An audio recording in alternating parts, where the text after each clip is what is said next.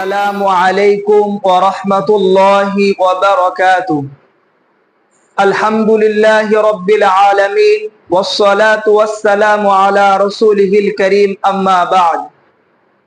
প্রিয় দর্শক ও শ্রোতা মণ্ডলী, বিশ্বের যে যেখান থেকে আমাদের এই প্রোগ্রাম দেখছেন, সবাইকে জানাই আন্তরিক সালাম, শুভেচ্ছা, অভিনন্দন।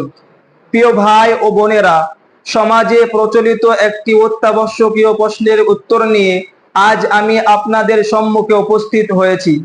প্রশ্ন হলো, অনেক সময় এমন হয় যে হিন্দু দোকানে যে তেলে কাটা মুরগির মাংসের পাকোড়া ছাকে সেই তেলেই চপ সিঙ্গাড়া ছাকে, সুতরাং এরকম দোকানে চপ সিঙ্গাড়া খাওয়া বৈধ হবে কিনা?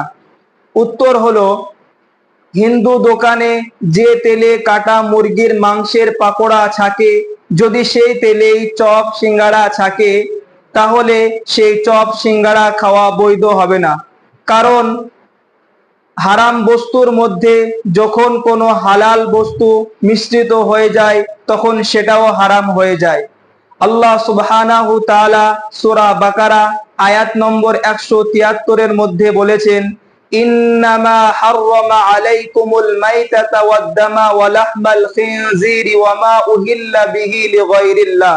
অর্থাৎ তিনি তোমাদের উপরে হারাম করেছেন মৃত জীব, রক্ত, শূকরের মাংস এবং সেসব জীবজন্তু যা আল্লাহ ব্যতীত অপর কারো নামে উৎসর্গ করা হয়। আল আশবা ওয়ান নাযাইর পৃষ্ঠা নম্বর 301 মধ্যে বলা হয়েছে, ইযা জাতামা আল হালাল ওয়াল হারামু গুলিবাল হারাম। যখন হালাল এবং হারাম সম্মিলিত হয়ে যায় তখন হারামটাকে প্রাধান্য দেওয়া হয়।